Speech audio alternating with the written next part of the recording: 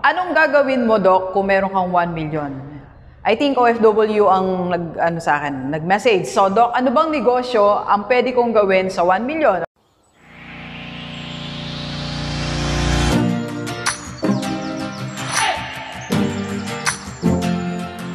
Alright, positive day, G-Livers. This is Dr. Gigi Disunga from I Can Change Project. Magandang umaga sa lahat ng mga G-Livers natin. And sa first time po tayo mapanood sa aking YouTube channel, thank you very much. Please subscribe, click mo na po yan, Doc Gigi Disunga.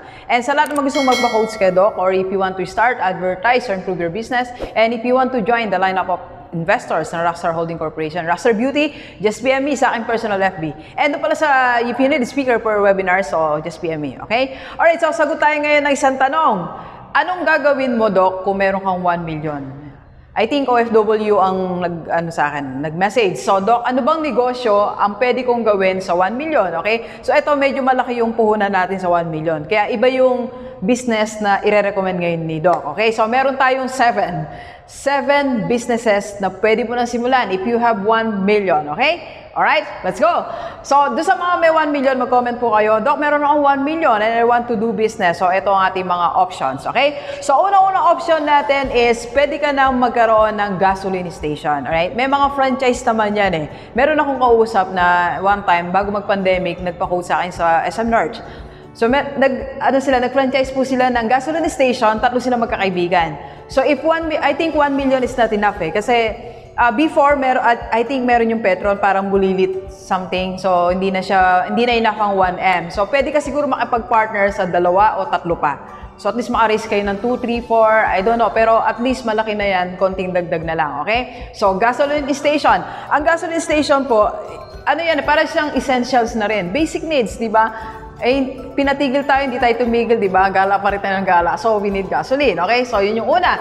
Second na negosyo, pwede sa 1 million mo, ito, pwede tayo maging provincial distributor ng mga beauty products or other products na needs ng isang probinsya. Meron ako nakikita dito sa papuntang highway po mula sa amin. May mga ano po yan eh, may mga warehouses, may mga ganon. So, you can do that. Or, sa mga beauty products. So, like, sa amin, sa Rockstar Beauty, if you want to become a provincial distributor or gusto mo, bigay namin sa iyo yung isang business center, so pwede ka po for less than 1M. So, PM nyo lang ako, okay? Or other products na nakikita natin or na-witness mo mismo na okay naman sa yung province, so you can do that, okay? Provincial distributor. And third na business para sa 1 million mo, ito, pwede ka na dito sa 3-in-1. Okay? So, Doc, paano yung 3-in-1? Ito na, pwede ka nang magsama-sama ng 3 businesses po sa isang pwesto o magkakatabi that you own and operating them. Okay? For example, pwede ka nang magkaroon ng remittance center. Okay? That's one. Second, pwede ka nang magkaroon din ng logistics like JNT. Remittance center, express pay, pwede yan. JNT, magkano po yan? 350,000 plus almost parang 100,000 sa JNT. I don't know, hindi ko alam ang sakto, pero yun, pwede na. And if you want t-shirt printing, so pwede ka na magsama-sama 3. Umisip ka ng 3 business na kailangan ng yung barangay. O pwede rin na i-mix mo, remittance center, water refilling station, sa tabi bigasan, or bahala ka na, okay? Pwede ng 3-in-1. So at least, di ba, isang monitoring, nandun ka, pupunta ka, so 3 na yung minomonitor mo, okay? And next na negosyo pwede sa 1M. Ito, pwede na po ito, mini grocery. I think nag-vlog ako, siguro mga last month yun, yung future ng sari-sari store.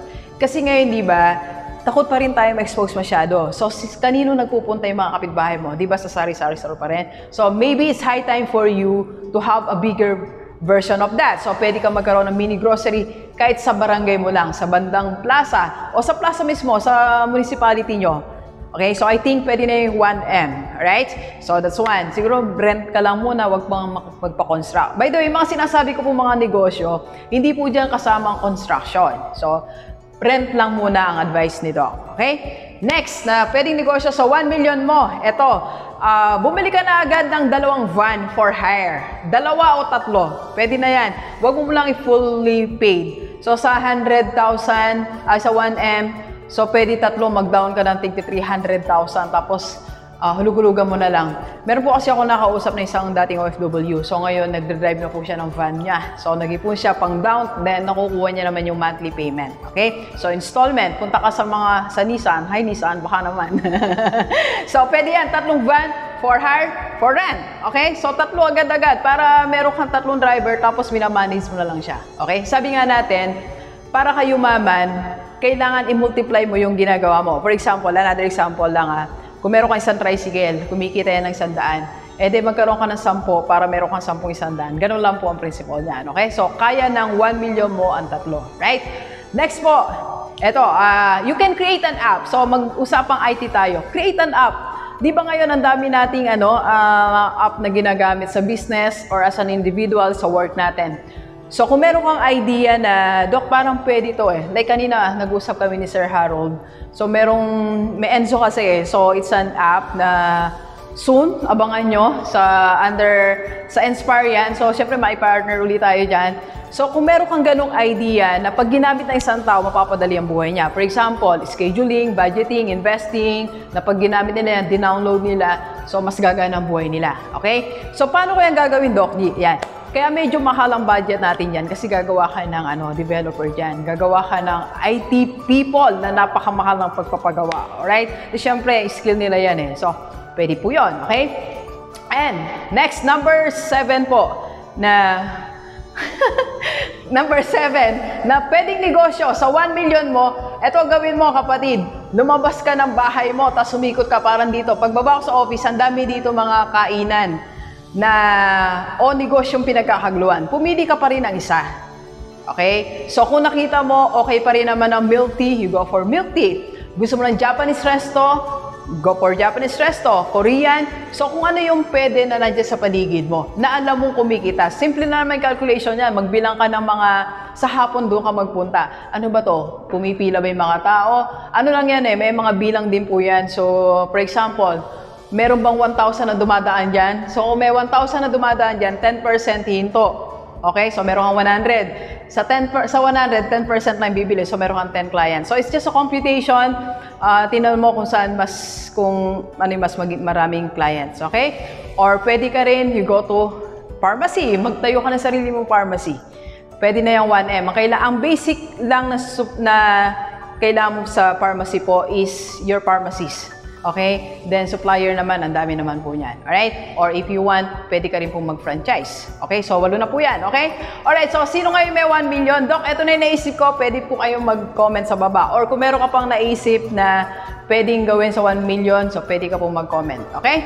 Alright, so sa lahat mga gusto magnegosyo, if you want a quote, so pwede po kayo mag-message kay Doc. Okay? You can visit our office here sa Balanga City. Right? Okay, so please share this video sa lahat ng mga kaibigan natin, kahit OFW o dito sa Pilipinas, para sama-sama tayong mabago tumula dating buhay.